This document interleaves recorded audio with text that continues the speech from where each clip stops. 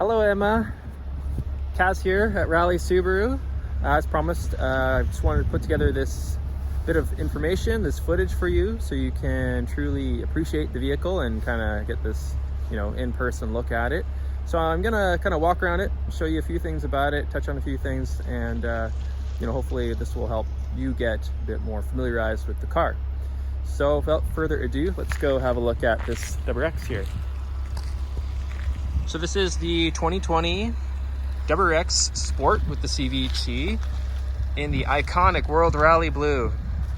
The color that is quite synonymous with Subaru, going back many, many, many years. I love this color. So let's start at the back here. So we do have a quad exhaust. You've got dual tips on each side. Real exhaust, there's no exhaust finishing on this. With a nice little diffuser built into that rear bumper there as well.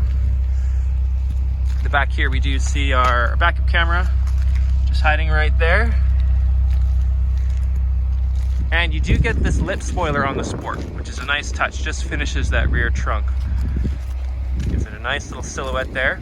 This is on a 17-inch alloy wheel. These are Enkei wheels made in Japan, and Dunlop Sport Max RT tires. These are our true summer tires. So in terms of, if you're coming to town and you want to test drive it, we'd really have to kind of look at what the weather's going to be that day.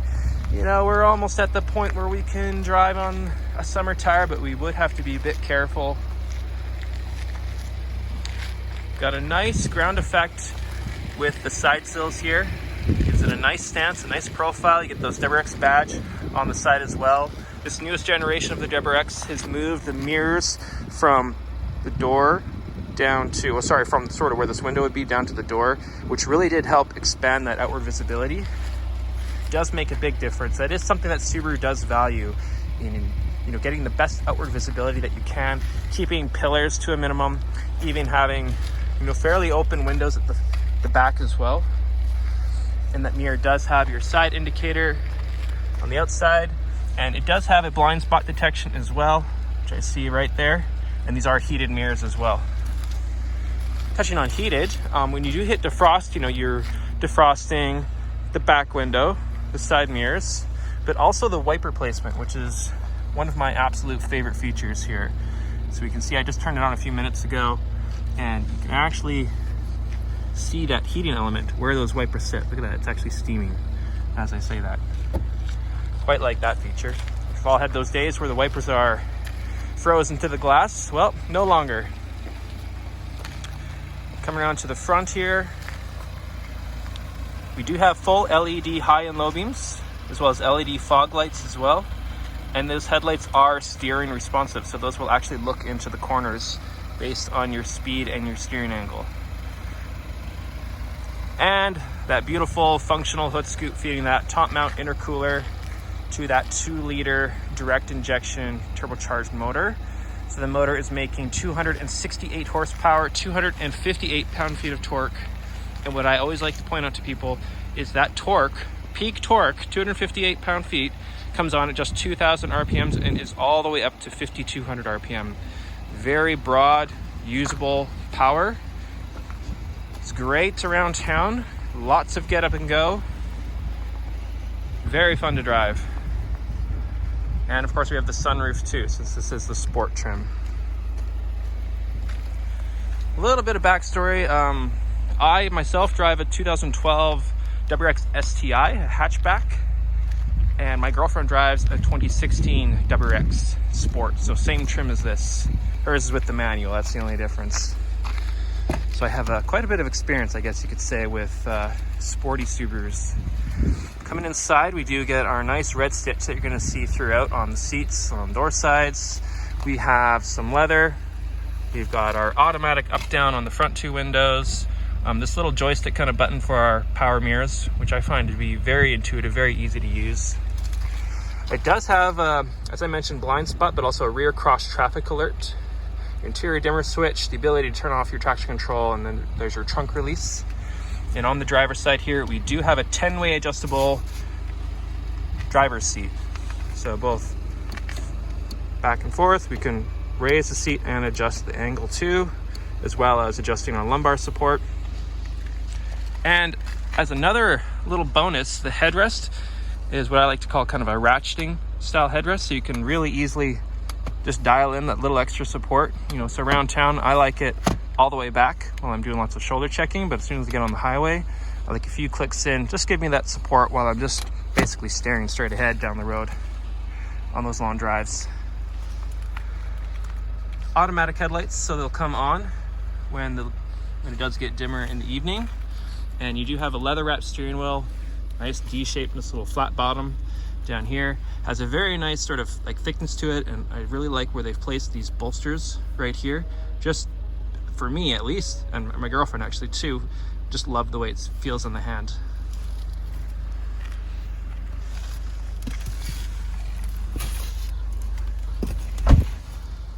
So we've got our dual stage heated front seat, electronic park brake here with an auto vehicle hold. This feature will actually just hold the car for you, perhaps while you just stopped at a light or maybe going through a drive-through. Quite a nice feature, you know, you can just come to a stop, let off the brake. When you're ready to go, put your foot back on the gas and it will release the brake for you. Got our climate settings here, nice large knobs down here. And what you'll find, we've got the knobs here, your main infotainment screen here, and then this upper screen. So you'll notice that this screen has sort of a banner of information, time, climate settings, temperature, as well as the ability to customize the information that we're viewing up there. Sorry, from over here. Nice quick response. So we can fly through these screens really quickly. You can choose perhaps what kind of information that you want to view at a glance. But when you make changes to your climate settings down here, perhaps I want to adjust the mode, maybe where the air is coming out. When I change something in my climate settings, you'll notice it splashes up nice and large up here, nicely in my line of sight, so I don't really have to take my eyes off the road so much to see the changes that I'm making to the settings down here. And then we do have our infotainment screen down here. So we do have Apple CarPlay, Android Auto. This screen too, this being one of the latest versions of Subaru's infotainment system, nice and crisp, nice and clear. There's a good response.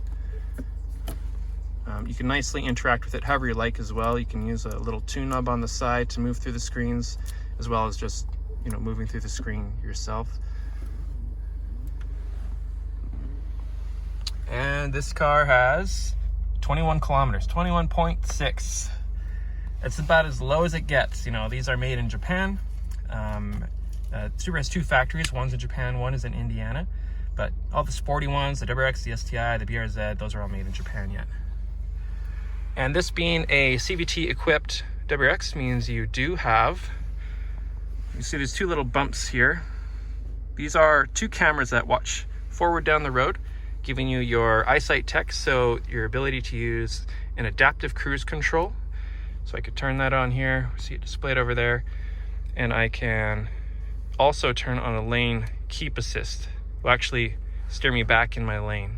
So adaptive cruise, adapting with traffic, slowing down when the guy in front of you slows down, you know, brings you down to a stop if need be, but never exceeding your set speed. And you also have your drive modes. So SI drive. So normally day to day, you could probably just leave it in I, intelligent, or you could put it into S. And you notice when we change it, we see a new sort of throttle curve. Different mapping comes up.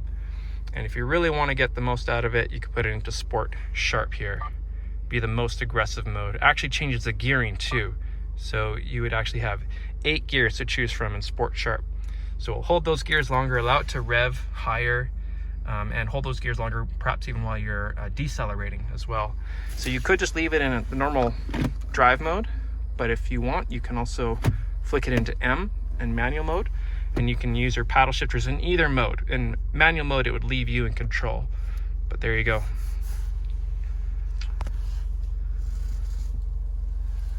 This car is very, very clean, as you might expect.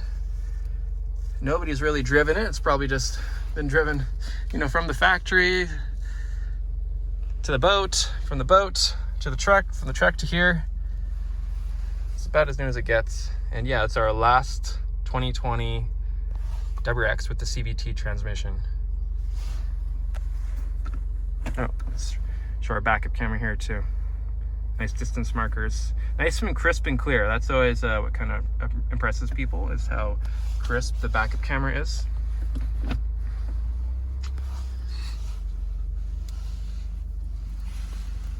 Nice little carbon finish over here. So there we go. Hopefully that was helpful since you're from out of town, and you know, in getting to know the car and getting to know me a little bit too. So I'll send this video off to you, and then you can let me know what you think, and look forward to chatting some more. Hope you're doing well, Emma. We'll chat again. Bye.